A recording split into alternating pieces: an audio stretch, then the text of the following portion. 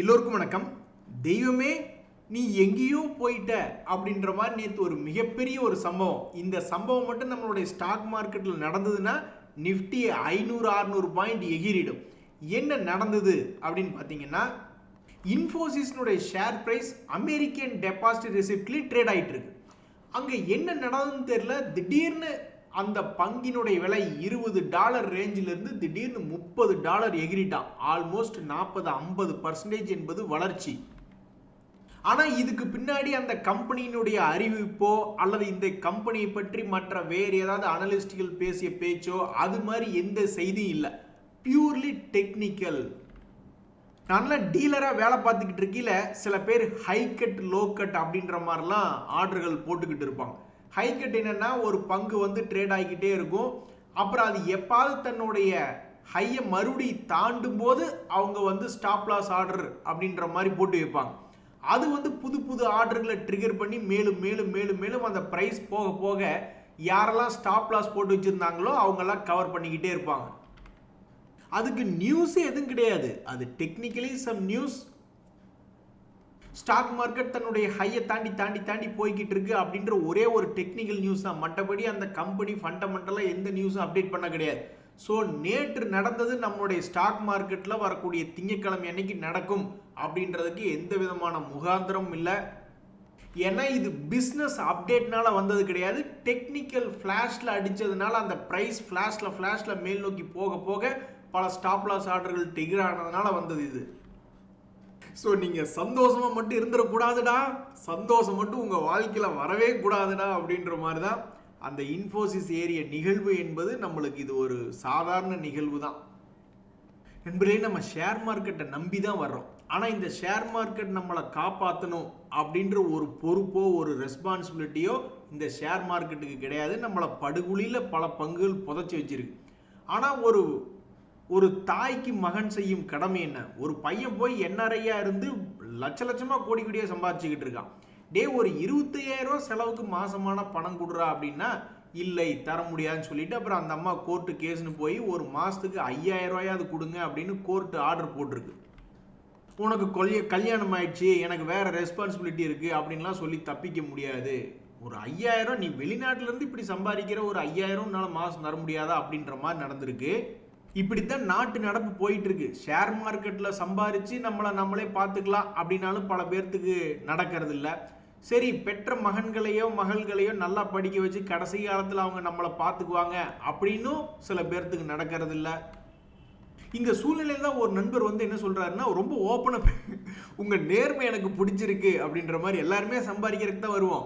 But இருந்தாலும் நம்மளுடைய objective வந்து ரொம்ப பெருசாக வச்சுருக்கணும், கோல் வந்து ரொம்ப பெருசாக இருக்கணும், கனவு காணுங்கள் அப்படின்னு அப்துல் கலாம் ஐயா அவர்கள் சொன்ன மாதிரி நான் ஸ்டாக் மார்க்கெட்டுக்கு வந்தது 20 வருஷத்தில் 1000 கோடி சம்பாதிக்கணும் அப்படின்றதுக்காக தாங்க வந்தேன் அப்படின்னு தேங்காயை போட்டு உடைச்ச மாதிரி தன்னுடைய நிலையை சொல்கிறாப்புல.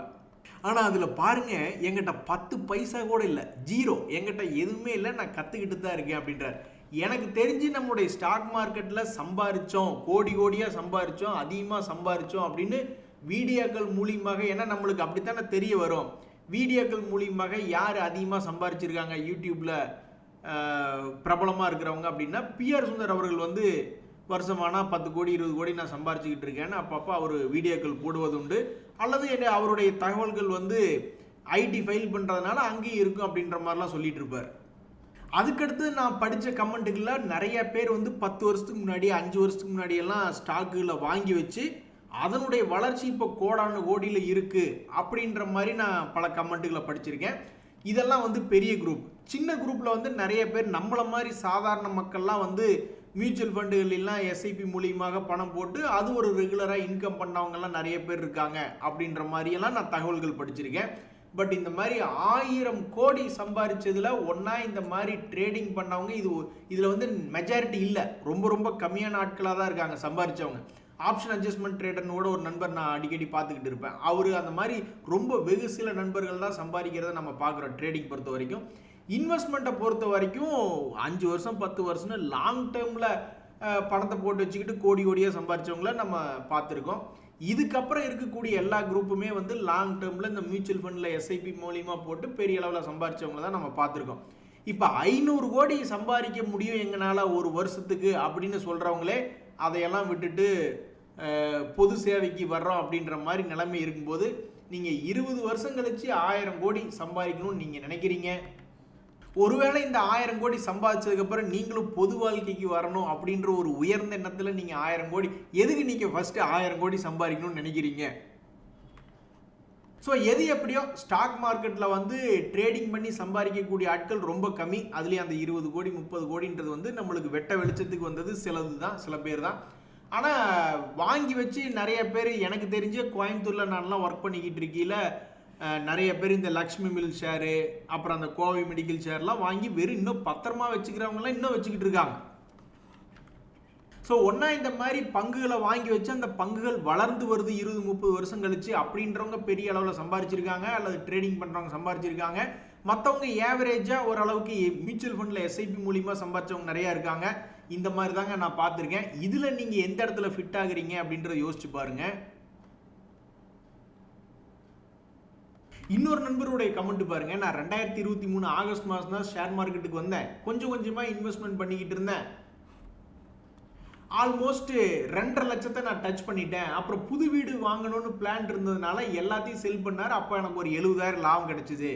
மறுபடியும் மார்ச் மாதம் 2025 வந்தேன். அப்போ தான் மார்க்கெட்லாம் கீழே இறங்கி கிடந்தது இல்லை. அப்புறம் கொஞ்சம் கொஞ்சமாக வாங்க ஆரம்பித்து மறுபடியும் ஒரு 2.5 லட்ச ரூபா இன்வெஸ்ட் பண்ணியிருக்கேன். இப்போ அது ஒரு 52,000 ரூபா லாபத்தில் இருக்குது. ஸோ நான் கற்றுக்கிட்டது என்னென்னா, கொஞ்சம் கொஞ்சமாக இன்வெஸ்ட்மெண்ட் பண்ணாலும் பொறுமையாக சரியான வாய்ப்பு, சரியான வாங்குகிற இடமா பார்த்து இன்வெஸ்ட்மெண்ட் பண்ணால் ஜெயிக்கலாம் அப்படின்றதான் அவரோட எக்ஸ்பீரியன்ஸாக இருக்குது. ஸோ அவர் பொறுமைன்னு சொல்கிறதெல்லாம் கிட்டத்தட்ட 6 மாதத்துலேருந்து 1 வருஷம் 2 வருஷம் கணக்காது. ஸோ ஷேர் மார்க்கெட் எல்லாம் நம்மளுக்கு ஜாலி தான் அப்படின்னு வந்தோம்னா அது பொய். சும்மா நீங்கள் 10 நாள் 1 மாதம் 2 மாதம் அப்படின்ற மாதிரிலாம் ரொம்ப கம்மியான காலம். ஸோ பொறுமையாக இருந்து நான் சம்பாரிச்சேன். இப்போ நெட் ரிசல்ட் டோட்டல் பண்ணி பாருங்கள். அடிக்கடி ட்ரேட் பண்ணக்கூடிய ட்ரேடர்களுக்கும் இந்த மாதிரி 6 மாதத்துக்கு ஒருக்கா அல்லது 1 வருஷத்துக்கு ஒருக்கா பணத்தை போட்டு மறுபடியும் பணத்தை காலி பண்ணி எடுத்துகிட்டு போயிட்டு மறுபடியும் லோ ரேட்டில் இருக்கும்போது பணத்தை போட்டு ஒரு 6 மாதத்துலேருந்து 1 வருஷம் வெயிட் பண்ணவங்களுக்கும் டோட்டல் பண்ணி எடுத்து பார்த்தோம்னா இதில் ஜெயித்தவங்க இருக்காங்க. ஆனால் எண்ணிக்கையை வச்சு கணக்கு பார்க்கும்போது 100க்கு 10 பேர் ஜெயித்தவங்களா இருப்பாங்க. இதனோட எண்ணிக்கை பொறுமையாக இருக்கிறவங்கள பார்க்கும்போது இதில் 100க்கு ஆல்மோஸ்ட் 50 பேர் 60 பேருக்கு மேலே ஜெயித்தவங்களா இருப்பாங்க. இப்போ ஒரு உதாரணத்துக்கு இந்த டாடா எல்க்ஸி அப்படின்ற பங்கு இன்னைக்கு தான் அவன் ஏதோ வெள்ளிக்கிழமை அன்னைக்கு நேற்று வந்து திடீர்னு 5,000 ரூபாயிலிருந்து 5,400 ஒரு 10% பக்கம் ஏறி இருக்கான். இந்த பங்கெல்லாம் இன்னுமே எத்தனை வருஷம் பொறுமையாக இருந்தாலும் சரி 2022 என்ட்ரானவங்க உச்சத்தில் அவர் தான் சொல்கிறார்ல சரியான இடமா பார்த்து என்ட்ரானும். இது சரியான இடமா அப்படின்னு பார்த்தா கிடையாது, அது உச்சியில் இருக்கு.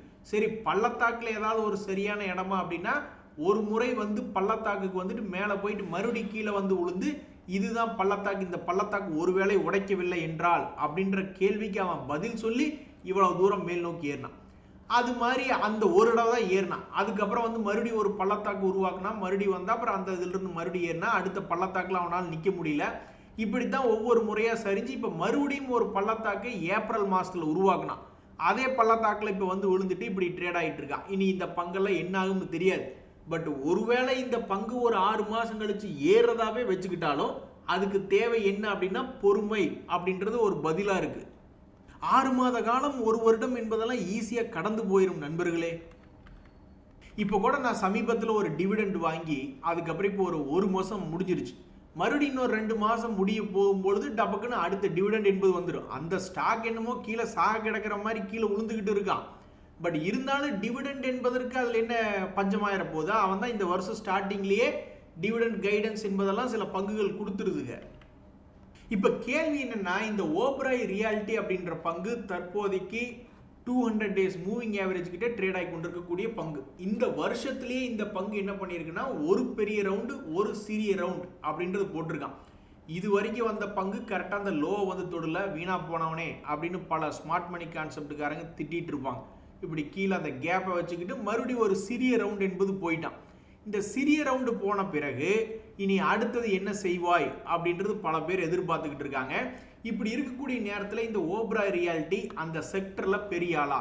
2233 கோடி நீ சம்பாரிச்சுக்கிட்டு இருக்க ஒரு வருஷத்துக்கு ரியாலிட்டி குரூப்ல இருக்க. அப்போ நீ அந்த செக்டரில் பெரிய ஆளா? கிடையாது. டிஎல்எஃப் அப்படின்றதெல்லாம் பெரிய ஆள். இதெல்லாம் நான் ஃபர்ஸ்ட் டீலராக ஒர்க் பண்ண சமயத்தில் வந்து லிஸ்ட் ஆன பங்குகளாக தான் இருக்குது. இதெல்லாம் மேபி எடுத்து பார்த்தா தெரியும் எந்த வருஷத்தில் இது வந்து லிஸ்ட் ஆயிருக்கு அப்படின்னா, எஸ் 2007 வந்து லிஸ்ட் ஆயிருக்கு. அப்போ வந்து கிட்டத்தட்ட 25 வருஷமா அது பாட்டுக்கு ஸ்டாக் மார்க்கெட்டில் ட்ரேட் ஆகிட்டு இருக்கு. ஸோ இப்படி இருக்கக்கூடிய டிஎல்எஃப் தான் இன்னமும் ஒரு செக்டர் லீடராக ஒரு வருஷத்துக்கு 4000 கோடியெல்லாம் வருமானம் பண்ணக்கூடிய பங்கா இருக்கு. அதே மாதிரி லோதா டெவலப்பர்ஸ் அந்த பங்கு வந்து தற்போது என்னையா டாப்ல வர்ற நீயே இருந்தாலும் உன்னுடைய 52 வீக் லோல கவுந்து படுத்துக்கிட்டு இருக்க அப்படின்ற மாதிரி இந்த லோதா டெவலப்பர்ஸ்னுடைய லாபம் ஆல்மோஸ்ட் 3000 கோடிக்கு பக்கத்தில் வந்து இந்த செக்டரில் தற்போதைய நிலைமையில் ஒரு 2வது இடத்துல இருக்கு. 3வது இடத்துல இருக்கக்கூடிய இந்த ஓப்ராய் ரியாலிட்டி 2233 கோடி என்பதுதான் வருமானம் பண்ணி கொண்டிருக்கக்கூடிய இருக்கு. ஸோ இந்த 3 பேர்த்த பார்க்கும் பொழுது 3வது இடத்துல வரக்கூடிய ஓப்ராய் ரியாலிட்டியும் கீழே 52 வீக் லோல இருக்கு. 2வது இடத்துல வரக்கூடிய லோதா டெவலப்பர்ஸும் 52 வீக் லோல இருக்கு. இந்த டிஎல்எஃப் மட்டும் என்ன பண்ணியிருக்கான் இந்த ஒரு வருஷத்துல பார்த்தோம்னா, அவன் இதுவும் 52 வீக் லோ மட்டும் கணக்கு தான். சும்மா ஒரு சந்தனத்தை எடுத்து மேலே பூசிக்கிட்டா குளிச்ச மாதிரி ஆச்சா? ஸோ டாப் 3வது இடத்துக்குள்ள இருக்கக்கூடிய இந்த ஓப்ராய் ரியாலிட்டி தற்போதைக்கு 52 வீக் லோ அப்படின்ற பிரைஸ்ல இருக்கு. இது இவங்களுடைய ஷேர் ஹோல்டர்ஸை இன்னும் எத்தனை நாள் பொறுமையா வச்சிருக்கும்னு தெரியல. ஸோ இப்போதைக்கு இந்த பங்கு தன்னுடைய பழைய உச்சத்தை போய் தொட வேண்டும் என்றாலே கிட்டத்தட்ட 30-40% என்பது ஏற வேண்டியதாக இருக்கு. பாவம் என்ன பண்ண போகுதுன்னு தெரியல இதனுடைய ஷேர் ஹோல்டர்ஸை. அடே ஷேர்களை எங்கள் லாபத்தில் கூட நீங்கள் பாதிப்பு ஏற்படுத்திடுங்க, ஆனால் எங்கள் தொழிலில் பாதிப்பு ஏற்படுத்திடாதீங்க, எங்கள் ஸ்டாக் மார்க்கெட் தொழிலில் பாதிப்பு ஏற்படுத்திடாதீங்க அப்படின்ற மாதிரி இந்த ரேமன் லைஃப் ஸ்டைல் பங்கெல்லாம் பயங்கர கிராஷ். இப்போ நேற்று வெள்ளிக்கிழமை அன்னைக்கு எதுக்கோ ஒரு 5% என்பது மேல் நோக்கி ஏறி இருக்கா என்பது ஒரு செய்தியாக இருக்கிறது. இந்த பங்கெல்லாம் நிறைய பேர் மனசு விட்டுருப்பாங்க. என்ன மனசு விட்டாலும் சரி, மனசு இருந்தாலும் சரி, எந்த ஒரு பங்கும் லாபம் செய்யக்கூடிய பங்காக இருந்தால் மட்டும்தான் அது போர்ட்ஃபோலியோவில் இருந்தால் அதில் ஒரு மதிப்பும் மரியாதை அப்படின்ற மாதிரி இந்த பங்கு தற்போது 2 குவார்ட்டர்களாக லாஸ் மேக்கிங் காமிச்சுக்கிட்டு சேல்ஸையும் இம்ப்ரூவ் பண்ணி தன்னுடைய லாபமாகவும் திரும்பி காமிச்சிருக்கான். இதுக்குன்னு ஒரு சபையில் ஒரு மரியாதை என்பது கிடைச்சிருக்கணும். ஆனால் பாருங்க, நம்மளுடைய தொழிலையும் பாதிப்பு ஏற்படுத்தி விடுறானுங்க, நம்ம லாபத்திலையும் பாதிப்பு ஏற்படுத்தி விடுறாங்க அப்படின்ற மாதிரி பாவம் இந்த பங்கு தரதட்டி நிற்கிது. இனி இந்த பங்கு என்ன ஆகும்? இவங்களுடைய Q3 ரிசல்ட் இனி அடுத்த மாசத்துல Q3 ரிசல்ட் வரும்பொழுது இந்த பங்கு என்ன ஆகும் அப்படின்ற ஒரு கேள்வி வருகிறது. அதே மாதிரி தான் இந்த சோலா ஃபினான்ஸ் அப்படின்ற பங்கு. இந்த பங்கினுடைய சாதனை பற்றி பேசணும்னா நல்லா வாய்கிலேயே பேசலாம். ஏன்னா 2025 1000 ரூபா ரேஞ்சில் இருந்து 1600 ரூபா 60% ஏறிய பிறகு மறுபடியும் கீழே அந்த 52 வீக் 2 days மூவிங் ஆவரேஜ் பக்கத்தில் வந்து 1400 ரூபாய்னு விழுந்துட்டு மறுபடியும் இன்னொரு முறை மேலே போன பங்கு தான் இந்த சோழா மண்டலம் இன்வெஸ்ட்மெண்ட் அண்ட் ஃபைனான்ஸ் அப்படின்ற பங்கு. ஸோ தற்போதைக்கு 2 days மூவிங் ஆவரேஜ் கிட்ட வந்து ட்ரேட் ஆகி கொண்டு இருக்கக்கூடிய பங்கு அடுத்த சில நாட்களில் என்ன செய்யும் அப்படின்ற ஒரு கேள்வி வருது.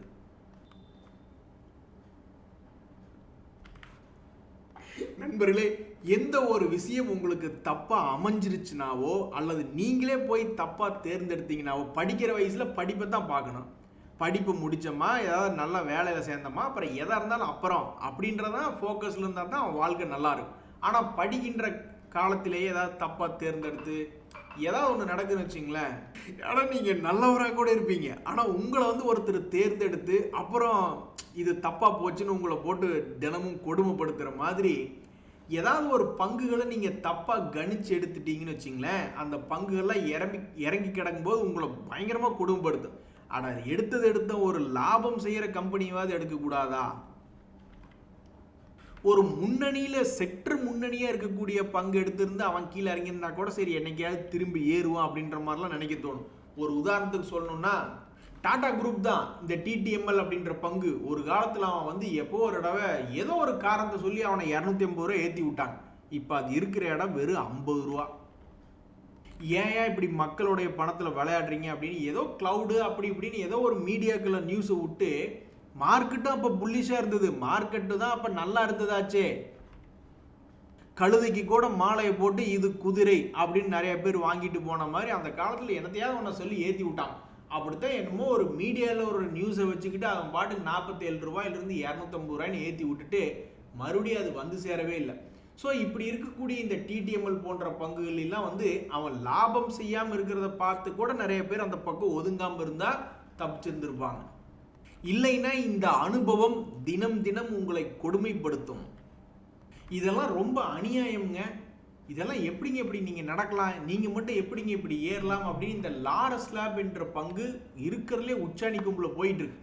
இது ஃபார்மா செக்டர்ல இருக்கக்கூடிய ஒரு பங்கு தான். நான் போய் எடுத்து பார்க்குறேன், பெரிய பெரிய ஜாம்பவான்கள் ஃபார்மா குரூப்ல சன் ஃபார்மா இருக்கு, அவங்கெல்லாம் ஒரு வருஷத்துக்கு 10,000 கோடி லாபம் பண்ணிக்கிட்டு இருக்காங்க. டிவிஸ் லேப் எல்லாம் 2,500 கோடி அப்படின்ற மாதிரி பெரிய ஆளுகள்லாம் நிறைய பேர் இருக்காங்க. இந்த பங்கினுடைய வருமானம் ஒரு வருஷத்துக்கு 682 கோடி தான். அப்படின்ற நேரத்தில் நீங்க மட்டும் எப்படிங்க இப்படி விண்ணை முட்டும் அளவு போனீங்க அப்படின்னு ரொம்ப ஆச்சரியப்பட வச்சுக்கிட்டு இருக்கு. இதெல்லாம் ஒரு காலத்துல இப்படித்தான் இருந்தது. செக்டர் லீடர் மற்றும் லார்ஜ் கேப் பங்குகள்லாம் மெதுவா ஏறிச்சு அல்லது பெருசா ஏறல. இப்படித்தான் மார்க்கெட் நல்லா இருந்தப்ப இருந்தது, நான் இல்லைன்னு சொல்லல. மற்ற small cap, micro cap, mid cap போன்ற பங்குகள்லாம் விண்ணை முட்டும் அளவு வளர்ச்சி அடைஞ்சது, நான் இல்லைன்னு சொல்லல. ஆனா இப்ப என்ன நடக்குதுன்னா, மார்க்கெட் சரியில்லாதனால அந்த mid cap, small cap, micro gap எல்லாம் தொப்புக்கடின்னு எங்கிருந்து ஆரம்பிச்சானோ அதுக்கிட்டே வந்து விழுந்துட்டான். 50% லாஸ் அல்லது 60%, 40% இருக்கா. இந்த லார்ஜ் கேப் பங்குகள் அல்லது செக்டர் லீடர் பங்குகள்லாம் இப்ப சும்மா இருந்த நேரத்தில் அவனுங்கெல்லாம் இப்போ ஒரு கொஞ்சம் தூரம் ஏறி வந்திருக்கானு. ஆனா இந்த லாரஸ் லேப்ஸ் செக்டர் லீடரே இல்லை, இவன் நம்ம ஏன் தூக்கி வச்சு கொஞ்சிக்கிட்டு இருக்காங்க அப்படின்றது யாருக்குமே புரியல. அதே மாதிரி தான் இந்த பாரத் ஃபோர்ஜ் அப்படின்ற ஒரு பங்கு, இவன் என்ன செய்திருக்கான் அப்படின்னு பார்த்தீங்கன்னா, கடும் வீழ்ச்சி. அந்த கடும் வீழ்ச்சியிலிருந்து ஓரளவுக்கு ரெக்கவரி ஆகிட்டு வந்துட்டான். ஆனால் இன்னும் தன்னுடைய பழைய கையை போய் தொடல. அந்த லாஸை சரி கட்டணும் அப்படின்னாவே இன்னும் எவ்வளவு ஏற வேண்டும் என்றால் அதுக்கே இன்னும் 25% ஏறணும். இதெல்லாம் நடக்குமா நடக்காதா அப்படின்றது யாருக்கும் தெரியல. ஆனால் இந்த பங்கு ஒரு வேளை என்ன பண்ணான்னா 800 to 1400 ரெக்கவரி ஆகி வந்தவன் மீதி பாதி தூரத்தை கடப்பானா மாட்டானா. அந்த காலத்துலாம் ஒளிபரப்புல ஏதாவது தடை இருந்ததுன்னா தடங்களுக்கு வருந்துகிறோம் அப்படின்னு போர்டு வைப்பாங்க. அந்த மாதிரி நீ ஏதாவது பண்ணிடாதப்பா தம்பி அப்படின்ற மாதிரி இந்த ரிலையன்ஸ் பங்கு தொடர்ந்து மேலே ஏறி மார்க்கெட்டுக்கு கொஞ்சம் சப்போர்ட்டிவா இருக்கு. அவன் பாட்டுக்கு இறங்கினவன் கீழே போகாம இங்கிருந்து ரெக்கவரி ஆகி மேலே வந்திருக்கான். மறுபடி தடங்களுக்கு வருந்துகிறோம்னு எங்காவது கீழே போயிடாத தம்பி அப்படின்றதான் பல பேர்த்தினுடைய எண்ணமா இருக்கு. இந்த ஐசிசி ப்ரூடென்ஷியல் லைஃப் இன்சூரன்ஸ் அப்படின்ற பங்கு தற்போதைக்கு கொஞ்சோண்டு ரெக்கவரி ஆகிருக்கக்கூடிய ஒரு பங்காக இருக்கு. கரெக்டாக 200 days மூவிங் ஆவரேஜ் கிட்ட ட்ரேட் ஆகி கொண்டு இருக்கக்கூடிய பங்கின் செய்தியாக இந்த ஐசிசி ப்ரூடென்ஷியல் லைஃப் இன்சூரன்ஸ் என்பது இருக்கு.